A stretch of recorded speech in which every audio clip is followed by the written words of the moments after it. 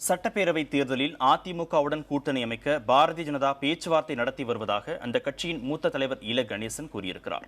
கூட்டணி தொடர்பாக ஆலோசனை நடத்த பாரதிய ஜனதா தமிழக பொறுப்பாளர் பிரகாஷ் ஜவடேகர் 2 தினங்களில் சென்னை வரவுள்ளதாகவும் இல கணேசன் தெரிவித்தார்.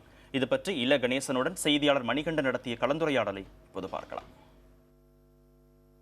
எந்தெந்த கட்சியுடைய கூட்டணி குறித்து பேச்சுவார்த்தையை அவர் தொடங்க இருக்கிறார்?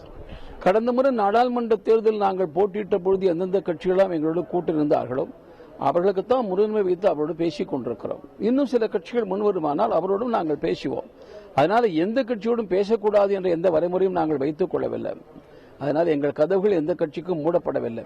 ஆனால் எந்த கட்சியோடு நாங்கள் பேசவில்லை, ஆரம்பத்திலிருந்தே பேச வேண்டும் என்று சிந்திக்கவில்லை என்று வைக்க வேண்டுமானால் இடதுசாரிகள் அங்கம் வைக்கின்ற இந்த 4 கூட்டணி, மக்கள் நல கூட்டணி, மற்றொன்று திமுக காங்கிரஸ் அமைந்திருக்கிற கூட்டணியோடு நாங்கள் பேசுவதற்கு வாய்ப்பே இல்லை, சிந்தனையே இல்லை.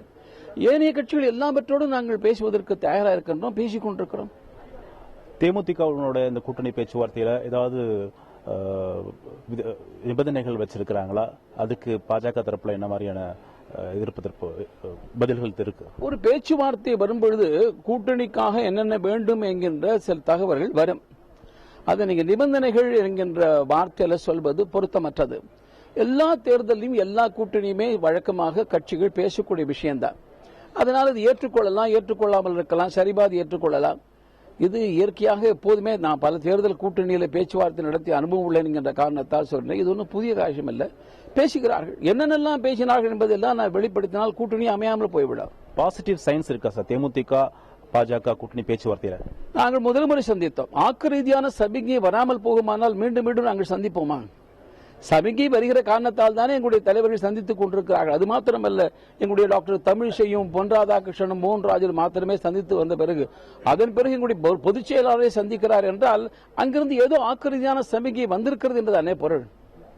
மற்ற கூட்டணி கட்சி தலைவர்களுடைய சந்திப்பை எப்படி பாக்குறீங்க சார்? உதாரணத்துக்கு பாமகவாகட்டும், ஐஜேகேவாகட்டும், ஏசிஎஸ் அந்த கட்சியுடைய பேச்சுவார்த்தை எப்படி இருக்கு நினைக்கிறீங்க? எதுவாக இருந்தாலும் 2-3 நாட்களுக்குள்ள பிரகாஷ் ஜவடேகர் இங்கே வந்த பிறகு தெளிவாகிவிடும்.